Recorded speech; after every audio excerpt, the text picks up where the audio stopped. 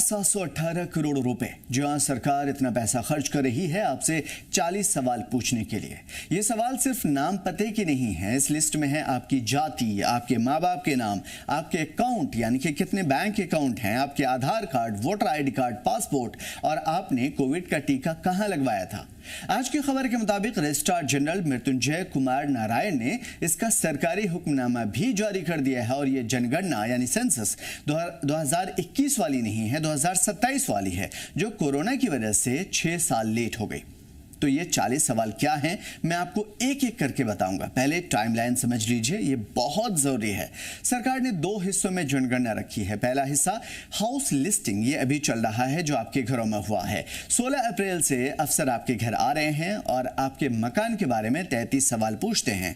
30 सितंबर तक ये चलता रहेगा। दूसरा हिस्सा है पॉपुलेशन इन्यूमरेशन का, यानी कि असली जनगणना, जिसमें आपसे 40 सवाल पूछे जाएंगे और इसकी शुरुआत बर्फ वाले इलाकों से होगी। लद्दाख, जम्मू कश्मीर, हिमाचल, उत्तराखंड में से 1 से 30 सितंबर 2026 तक चलेगा। फिर से सुन लीजिए, किन इलाकों में? लद्दाख, जम्मू कश्मीर, हिमाचल, उत्तराखंड, पहाड़ी इलाके, यहाँ 1 से 30 सितंबर तक यानी 2026 में ही ये चलेगा और बाकी पूरे देश में यानी 2027 में होगा। इसके लिए वेट करना होगा। और हाँ, इस बार आप 17 से 31 अगस्त तक खुद भी अपना फॉर्म ऑनलाइन भर सकते हैं। इसे सेल्फ एन्यूमरेशन कहते हैं। अब बात करते हैं 40 सवालों पर, जिसका नोटिफिकेशन में जिक्र है। मैंने इन्हें 5 हिस्सों में बांटा है। हिस्सा 1 में है आपकी पहचान के लिए 10 सवाल। आप शादीशुदा हैं या कुंवारे हैं? शादी किस उम्र में हुई थी? पति पत्नी का नाम क्या है? आपकी नागरिकता क्या है? आपका धर्म क्या है? क्या आप SC या ST से हैं? आपका जाति यानी कि कास्ट क्या है? ये सबसे बड़ा सवाल है, क्योंकि पहली बार पूछा जा रहा आज़ादी के बाद। आपके माता पिता के बारे में जानकारी क्या है? क्या आपको कोई विकलांगता है? आपकी मातृभाषा क्या है और दूसरी कौन सी भाषाएं आपको आती है? सरकार ने साफ कहा है कि जाति की कोई लिस्ट नहीं होगी। आप जो बताएंगे, यादव, जाट, ठाकुर, अंसारी, दलित, सैयद, वही लिखा जाएगा। और ये आजाद भारत में पहली बार हो रहा है। इसका फैसला 30 अप्रैल को PM मोदी की अध्यक्षता में कैबिनेट में हुआ था। इसमें हिस्सा 2 में पढ़ाई लिखाई पर 5 सवाल हैं। क्या आप पढ़े लिखे हैं? क्या आप डिजिटल तौर पे पढ़े लिखे हैं, यानी कि मोबाइल, कंप्यूटर आता है? क्या आप किसी स्कूल कॉलेज में जाते हैं? आपकी सबसे बड़ी डिग्री क्या है? आपका विषय क्या था? आर्ट, साइंस, कॉमर्स वगैरह वगैरह। हिस्सा 3 में है काम धंधा, यानी कि इसमें 7 सवाल हैं। क्या आपने पिछले 1 साल में कोई काम किया है या कर रहे हैं? आप किस तरह के काम करते हैं? आपकी नौकरी का प्रकार क्या है? किस टाइप की नौकरी है? आप किस इंडस्ट्री में काम करते हैं? आप किस तरह के वर्कर हैं? अगर काम नहीं करते हैं तो क्या करते हैं? क्या आप काम के लिए उपलब्ध हैं और काम पर कैसे जाते हैं? हिस्सा 4 में भी कई सारे सवाल हैं, खासतौर पर 5 अहम सवाल हैं कि आपका जन्म कहाँ हुआ था? आप पहले कहाँ रहते थे? आप अपना इलाका आपने क्यों छोड़ा और इस गांव या शहर में कब से रह रहे हैं? आपका परमानेंट पता क्या है? हिस्सा 5 में सबसे ज्यादा निजी यानी पर्सनल सवाल पूछे जाएंगे। 13 सवाल यहाँ पे पूछे जा रहे हैं और लोग सबसे ज्यादा इसी चीज को लेकर के डरेंगे। शादीशुदा महिलाओं से अभी कितने बच्चे हैं आपके?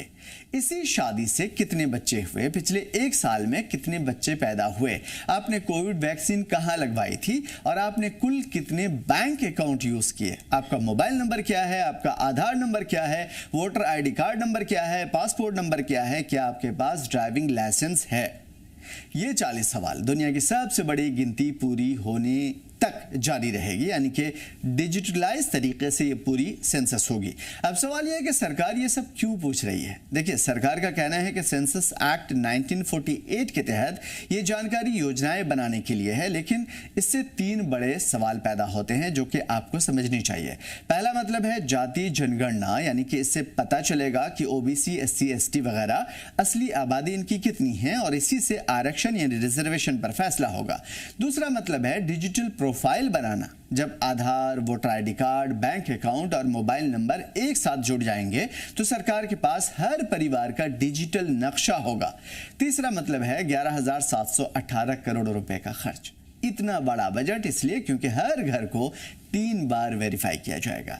पहले हाउस लिस्टिंग में जो कि चल रहा है 33 सवाल जो कि पूछे जा रहे हैं, फिर उसके बाद है सेल्फ एनुमरेशन जिसका जिक्र मैंने किया, और फिर 40 सवालों वाली जनगणना। तो दोस्तों ये थी जनगणना 2027 के 40 सवालों की पूरी लिस्ट जो कि अभी अभी नोटिफाई हुई है। याद रखिए, लद्दाख, जम्मू कश्मीर में, उत्तराखंड में ये अगले महीने से शुरू हो रही है और आपके शहर में अगले साल आएगा।